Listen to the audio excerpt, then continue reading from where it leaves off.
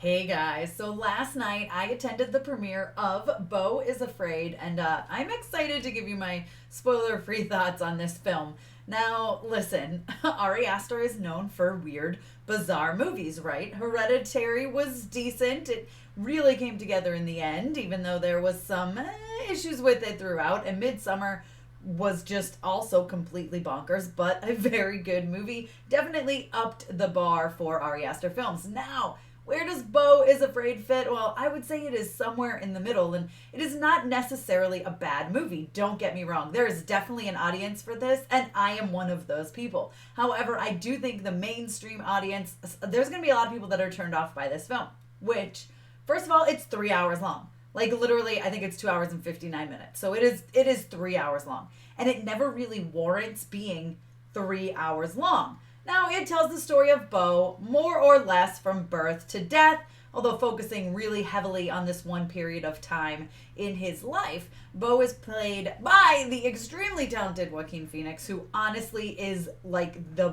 he absolutely shines in this. I mean, he gives one of his best performances of all time. It rivals his performance in Joker. He is phenomenal in this movie. And if for no other reason, simply see this film because of him. He's so good, and you need to see just his performance. It's insane. It's incredible.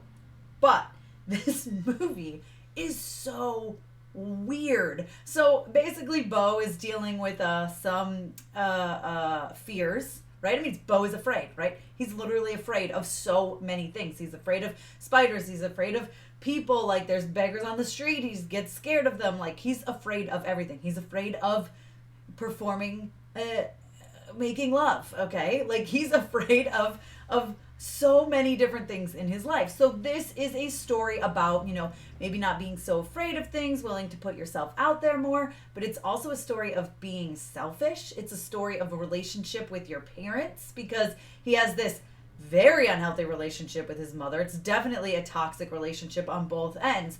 But the majority of this movie does focus on him and what he is going through. There are very much three different parts of this film. Each act is its own thing and its own story, more or less, because there is some flashing back and forth, of course, when we see his younger self as well. But it is like part of the movie takes place in this one spot in his apartment. The next part takes place when he's with these other people that I don't want to say too much about. And then the final act takes place as he is getting back to his mother's house and what goes on there. There's a weird thing in the woods in the middle. Like, listen, this movie is weird. This movie is bizarre. Just when you think it can't get any crazier, it really pushes it to the next level of absolutely bonkers. When I tell you that they jumped the shark in the third act, it was more than once. And there's certain moments where we're just like, what is happening? Like, there's some laughter for the dark humor and the funny moments, because there are some absolutely hilarious moments. But then some of the laughter is completely nervous laughter, like, I don't know what's happening right now, and I'm just going to laugh because I don't know what else to do. It's one of those films, okay? As, very much Midsummer had moments like that, as did Hereditary. You know what I'm just saying. I can't say that word. Hereditary. Whatever it's called. You guys know what I'm talking about. But yeah, so here's the thing. Joaquin Phoenix is so good, and this story is intriguing. It's interesting, and if you like weird things, and I mean, if you like Ari Aster films, and A24 films, you are absolutely going to like this movie, probably. Okay, I enjoyed it. Did it need to be 3 hours? No, it did not need to be 3 hours. Why did they make this thing 3 hours? I don't know, but I guess I can say that if they cut certain scenes, it would have just been even more confusing. So maybe that's why. Because here's the thing, they put a lot into this movie. Now, each aspect has its interesting moments, has its entertainment, has its lessons for the overall story. We get it. But they put a lot into this movie, and it gets really confusing and crazy. Probably the, biggest flaw, I guess I could say, that I can talk about, because I really don't want to get into spoilers, in this movie, is that you really just don't know where you're living. Like, are you watching real events happen, or are you kind of living in Beau's head? And you don't really ever know. And then the ending is quite anticlimactic, considering all the stuff that has gone on leading up to this. So that's where you kind of feel like, oh, it's over. And it's one of those things where it ends and you're probably going to sit there for like a full minute before you know what to do. Like, do I clap? Do I laugh?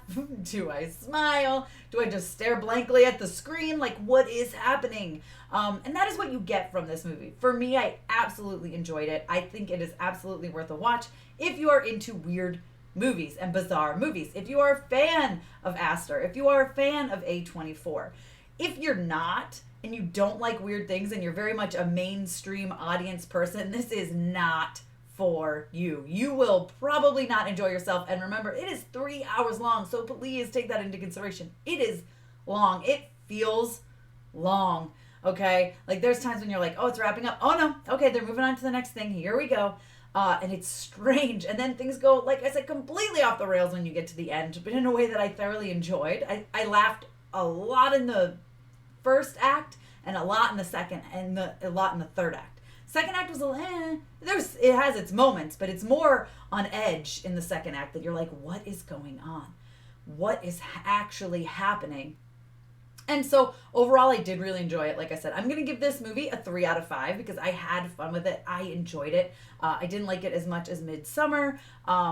But, you know, it is what it is. I was kind of hoping we'd be going on an upward trajectory with his films, and it doesn't seem that way, at least for me. But again, Joaquin Phoenix himself, the supporting cast is phenomenal, but this really does focus on him. And it is, if this is your kind of thing, if these movies are your kind of thing, I think you'll thoroughly enjoy it. Now, let me know if you're excited for Beau Is Afraid down below in the comments. But also, if you've already seen Beau Is Afraid by the time you got to this review, let me know what you thought. Try to keep spoilers out of it, although I feel like there's so many things that are spoilers in this, but then they don't amount to anything because of the ending. So who knows? I don't know. I thought it was a really good, entertaining movie. And if you want to sit 3 hours in a theater, go do it. And especially if you like Joaquin Phoenix, he gives one of his best performances of all time in this film. Be sure to give me a thumbs up. Don't forget to subscribe. Hit that notification bell so you don't miss out on more videos like this one. Follow me over on Instagram, Twitter, and TikTok. And check me out at MamasGeeky.com. Thanks, guys. I'll see you next time.